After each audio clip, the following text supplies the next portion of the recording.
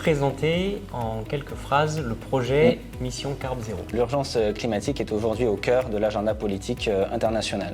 Le secteur industriel est un enjeu fort de l'économie européenne et pourtant il est l'un des principaux émetteurs de gaz à effet de serre en Europe.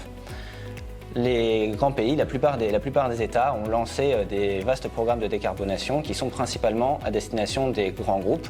Et on se rend compte aujourd'hui que les très petites et moyennes entreprises sont à l'écart de ces grands programmes, d'une part à cause de leur effectif, mais également à cause de leur manque de moyens. La Commission européenne a donc donné l'opportunité à la Chambre de commerce Nice-Côte d'Azur, aux côtés de 10 autres partenaires franco-italiens, de lancer le programme Mission Carb Zéro, qui va permettre donc d'atteindre cette cible qui était laissée de côté d'une part, mais également de lancer une dynamique territoriale sur la thématique de la décarbonation au travers d'une expérimentation sur les 4 filières stratégiques: l'arôme, parfum, cosmétique et la chimie fine, l'agroalimentaire, la mécatronique et la montagne.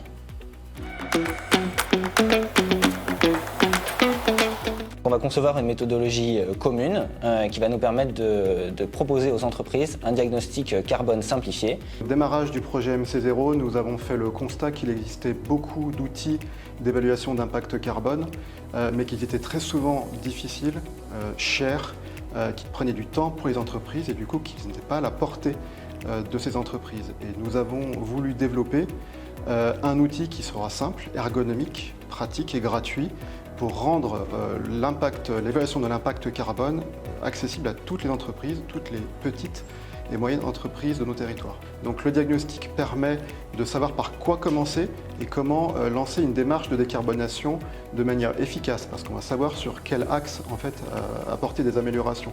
Les entreprises vont aussi bénéficier d'un accompagnement pendant 1 an, un accompagnement individuel pour mettre en place ces leviers d'action, mais également d'un accompagnement collectif pour travailler en commun sur des grandes thématiques. On ira donner aux entreprises des indications spécifiques et il y aura des actions d'accompagnement collectif par filière.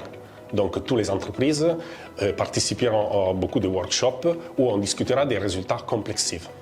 Après, il y aura encore des actions de formation ciblées et des B2B, des rencontres individuelles entre les entreprises et les techniciens pour joindre ces objectifs de réduction de CO2.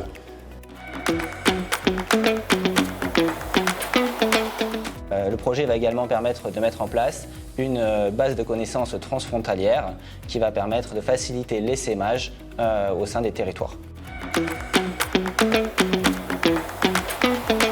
Concrètement, dans les Alpes-Maritimes, le projet va permettre d'accompagner 20 entreprises de la filière arômes et parfums cosmétiques chimie fine à la décarbonation. Une filière qui est extrêmement carbonée de par ses activités. Celles-ci utilisent des matières premières qui viennent de loin. Leur processus industriel utilise énormément de chaleur, de froid, de vapeur et est donc très consommatrice en énergie. Les 20 entreprises vont pouvoir bénéficier d'un diagnostic carbone simplifié qui va permettre de mettre en évidence les principaux leviers de décarbonation de leur entreprise. Un accompagnement individuel pendant 1 an pour mettre en place les principales actions, mais également d'un accompagnement collectif qui pourra prendre la forme soit de formations spécifiques, soit d'études structurantes sur des thématiques bien particulières que sont la mutualisation de réseaux d'utilities ou de logistique. Quelles sont les différentes étapes du programme? Donc le projet vient d'être lancé ici le 23 et 24 novembre à la Chambre de commerce Nice-Côte d'Azur.